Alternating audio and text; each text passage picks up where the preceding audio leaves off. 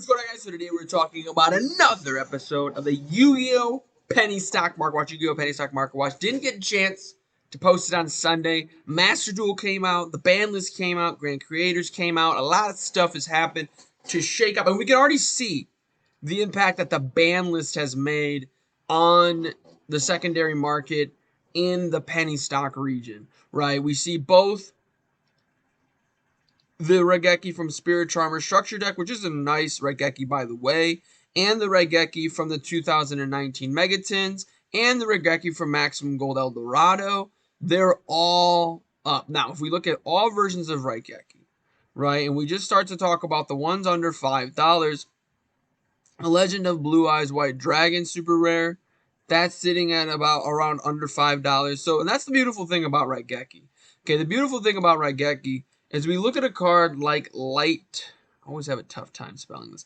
Lightning. How do you spell lightning? Okay, here we go. You look at a card like Lightning Storm, $60, right? $85, right? That's what you're looking at if you're trying to get Lightning Storm. You know, $96 directly from TCG Player. The price has actually gone down because of the reprint. Insane, right? But if we look at a card like Raigeki, which does the similar thing of destroying all monsters your opponent controls, but they don't have to be in attack position, and you can control cards while you do it, right? And this goes back to the concept of cards. Okay, when you run cards at 3, the first time you see the card is different than the last time you see the card because the game state is different. And simply put, when you see Raigeki later in the duel, if your opponent has this massive board, you can out it, right? Even if you control a card. And a lot of times, Lightning Storm, it kind of gets in the way because you can't activate that. So in a lot of circumstances, Raigeki is better than Lightning Storm, is what I'm trying to say. A lot of times players will play around Lightning Storm, putting their monsters in defense position, and Raigeki still just says no. And the final thing I really want to talk about when it comes to Raigeki, and I talked about this already, and you should expect to see a deck profile from this structure deck within this week or next week for sure. This structure deck is value on value. We saw Dark Ruler No More, which is another cheap replacement, by the way. I'm trying to see if there's a version under. There's not a version under 5, right? Which is another cheaper version of Lightning Storm because it was just like a board breaker, right? And these two cards together, and that's just from the structure deck. These two cards together out any board, right? Unless obviously there's back row, of course, that can negate either the Dark Hole or the Raigeki, right? But we're talking about decks like Phantom Knights, decks like Sword Soul, decks like Tri Brigade. They're not running a whole lot of back row. They're not running a lot of like Solemn Judgments or Magic Jammers or whatever, would be thrown back there, right? I mean, sure, there's decks that are going to be able to play around it better, but the best of the best decks, with the decks I just mentioned, Virtual World's in that category as well, they hard lose to Dark Ruler No More Raigeki. And this structure deck is only going to get better in value, right? So I found 3 copies of structure deck. Expect a video coming up soon. But this structure deck, which already had immense value because it had this card and this card in it, right? And these are already $8 for the 1230. Now these are $2 as well. So the $2 at this loss, because this was $8 for a while, it's on that Raigeki. And I can only see this card going up higher because it just got a reprint in Eldorado. And it just came back all the way to 3. And I do not see a situation where we won't see, at least in some side decks. I think the first side decks that I saw for the PBG, I don't think a lot of them are running Raigeki. Maybe that'll dwindle it away. Dimensional Barrier is also in here. Twin Twisters is also in here. Warring is also in here. Tokens sometimes end up having a lot of value as time has progressed onward. I'm going to see if I can find this one real quick. Once again, it's the spelling thing that for me. Okay, so how do you spell Emperor? Oh, here's what we'll do. We'll do this. This is how we'll do this. There's a lot of Aethers. That's interesting. Okay. Okay, I know. This one. The idea of the Heavenly Squire will go this way. Since I do not know how to spell. Well, Structure Dark Emperor or Darkness. And there was tokens in here. Okay, so this token is a common, and it's 64 cents. And it was 1. This one right here. right? We go back to the structure deck. It takes a minute, right? There is tokens in here too, but there was a bunch of different looking tokens, and they're really cool looking tokens, right? So I can see these tokens being worth $1. That's what I'm trying to say, right? So this will, I mean, this is 40 cents. This is 40 cents. This is also 40 cents. So this structure deck, I just can only see gaining value as time goes on, and all it's really going to take too for Spirit Charmers, as I've been playtesting the deck, they just kind of need a boss monster. They need a reason to run all the different attributes other than the continuous spell. The continuous spell is good if it works with something. This trap card is really good. And so the reason I'm saying all that is because a lot of these cards only have the printing from Spirit Charmer Structure Deck. And so it could be a situation where 1 to 2 years down the road, everybody's looking back at the structure deck like, man, that's such an expensive structure deck. Because, I mean, we look at the Salamangreat structure deck, just like that's a $30 structure deck. Because the deck got better as time went on. And the Regeki being in there, the Dark Rule No More being in there, Effect Trailer being in there already gives it its value. The tokens being in there gave it its value. D-Barrier, Solemn Warning, Twin Twister, Terraforming Metaverse being in there, give it its value. But all that, I mean, the deck just got Fairy Tale Snowback. All that deck needs is just a little more oomph, right? And it's going to be at least tier 2, and the structure deck is going to be hard to get hold of, right? But continuing on with the Penny Stock Market Watch, we're already seeing the Grand Creators make an impact as Solemn Strike. The 50-cent version of Solemn Strike is here. I strongly recommend getting this. I think the pre-sale value was about this, and it seems to be holding the line. Literally, the page we were just on, am I crazy? It says 58 cents, right? It's not there, right? It says a market price of 89 cents. Now, there's a lot. There's these 49 at 95 cents, 39 at 95 cents, light played somehow, 108 at 98 cents. So it'll take a while, right? But not that long for this to become a dollar card. And it would probably take a very long while for this to become a $2 card. I mean, literally all of them are being sold. I mean, actually, we're already above $2 here. But that's, it's going to take a long time. That's what I'm trying to say. But every other version of Solemn Strike, we talked about this a little bit last week. Every other version of Solemn Strike is over $2. It's over $3 market price. So it's just something to keep in mind. 58 cents now, and it could be $1 in 6 months, $1.50 in a year, and then $2 in a year and a half. So it's just, it's already taken off. I'm already seeing that. Going back to the impact that the ban list made, Emergency Teleport, also from the Grand Creators. I don't recommend picking this one up because, unlike, and this is the only version of Emergency Teleport under 50 cents. But unlike Regeki, Emergency Teleport is everywhere. Virtual World's running Emergency Teleport. Phantom Knights is running Emergency Teleport. Literally any deck that can run Emergency Teleport is running Emergency Teleport. And that's how Emergency Teleport has always been. That's why Emergency Teleport was limited, right? And there's a lot of copies. The reason I say don't buy it is because by the time you're going to gain value, right? So like the cheapest version is 60 cents, right? If we're not including shipping. By the time you're going to have some gains on this, like when it's $1 card. I mean, we're starting to look at 6th page. It's still sitting around 78 cents. I mean, we got shipping here. So if you count shipping, it's a little bit over $1, but this one's $1.68, $1.30. So it's, I mean, right here, yeah, this would have turns into $1. But we got 15 copies here, 24 copies here, 42 copies here. By the time these copies are gone, someone's going to replace these copies with other copies because the Grand Creators just came out.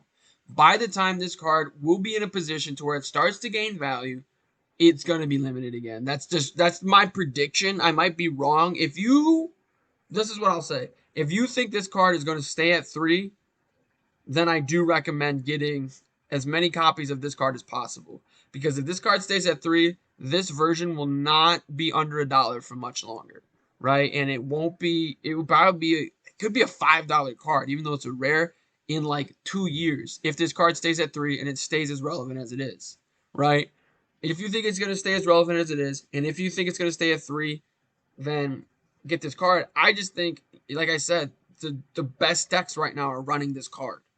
So I don't know. I don't recommend getting it. I mean, obviously, if you need a play set, now is the best time to get it. But I don't recommend getting it. I'm actually probably going to get this though, right?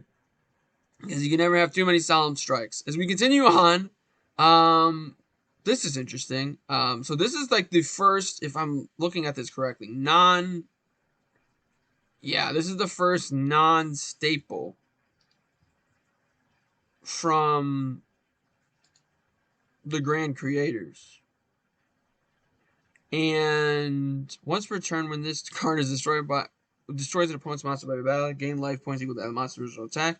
You only use this effect once per turn. Tribute another punk monster. Special summon this card from your hand.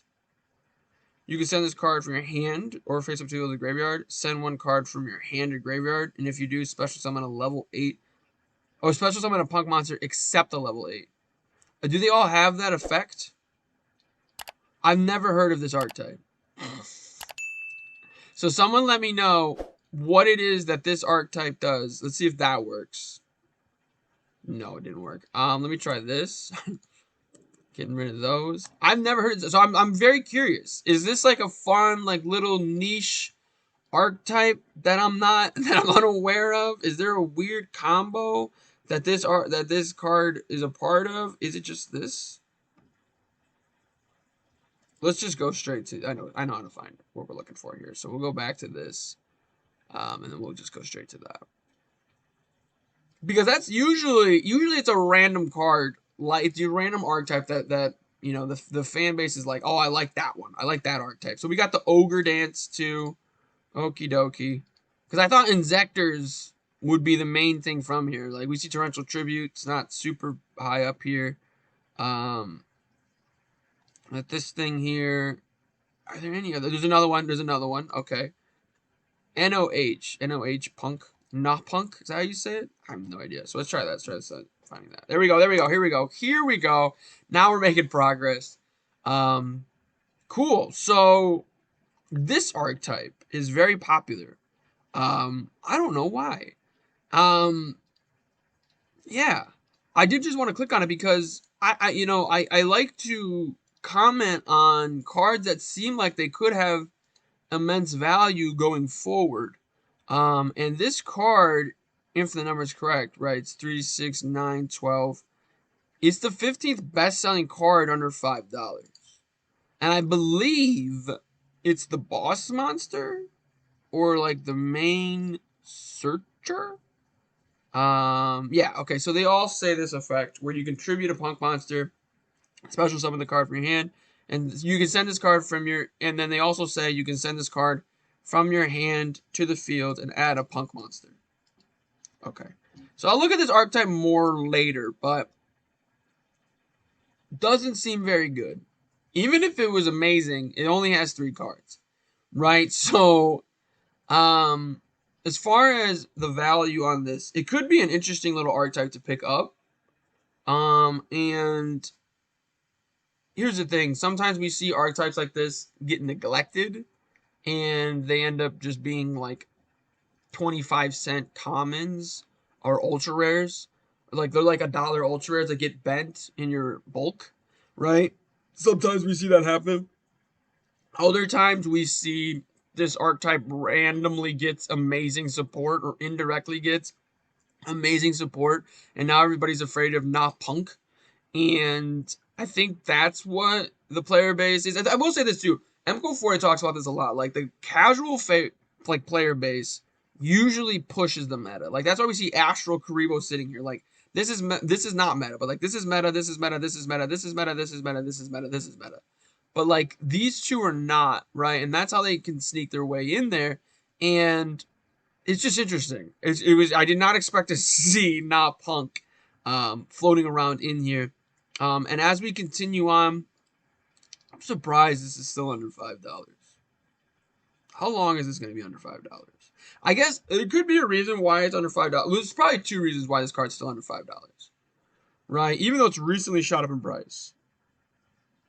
It's still been it's recently shot back up in price because it recently hit its low for some reason. It hit its low actually around the ban list is why it hit its low because a lot of people thought this card was going to get banned, right? So if you were on the ball with that situation, good job. But even right now, it still hasn't hit the peak of the last 3 months that we've seen before, and it definitely hasn't hit the peak that we saw of the last 6 months, right? This isn't even the highest it's gone before. But I think a reason for that is because less people are playing in real life still, obviously, because of COVID, unfortunately.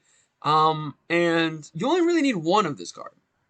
So, I don't know. I don't really think this is a great buy, but it does have room to move up. It has hit higher prices than where it's at right now. Recently, too. It's not as recently as a month ago, because a month ago people thought this card was going to get banned, and that's the main reason why I wouldn't invest in this card, because it probably should get banned, and it probably will get banned. This card has been a problem since its existence. Um, the only issue has been solved by Dagda. And the only reason why Dagda hasn't been more popular is because the archetypes that can trigger Dagda super effortlessly haven't been meta. And now there's one that is, right? I think I also saw Virtual World and Phantom Knights also playing the Scythe package. So super insane, super powerful. Last card I want to talk about last card on the list too for the top 20, I believe it's 25 listings, 25, 24. I think it's 24 because it's an even number. Yeah, it's 24. Is Mystic Mine. Mystic Mine's interesting because it's been a $10 card before and it just recently got a reprint. And I feel like if it was going to get banned, it would have just happened. So keep your eyes peeled on both versions under $5 of Mystic Mine. All right, because the card has been going down for a very long time. And usually, as you can see here, like this is like things come in waves, right? Once it hits that bottom, which we could have already hit around the ban list, right? Like once again, 118 was when this card was it's at its lowest, right? We look at this card. This card's been going down and it was at its lowest, 117.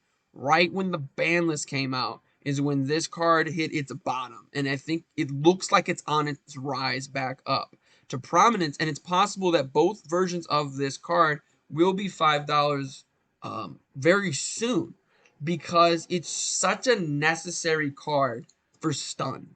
It's such a necessary card for that rogue, slower option for decks that don't run a field spell but want to stun you out. Inspector Border Stun is a great example. Eldritch can run this card too very well, right? There's a lot of archetypes that just randomly throw this card in here because it's a very good card. Even the original, well, not the original version, but even the better looking version from the 2020 Megatins is a little bit cheaper. It's a little bit of, it's over $5, but I think all versions of Mystic Mine are super low because of the ban list. And unlike Scythe, you need multiple copies. You need to max out all your copies of that. So let me know what you guys think. What cards under $5 have you most excited? Let me know in those comments down below. Make sure you click that like button and that subscribe button for even more Yu-Gi-Oh content. Like I said, be on the lookout for the Spirit Charmers deck profile. That should be coming within the week or next week. I'm just playtesting, trying to figure it all out. But most importantly of all, have a good day.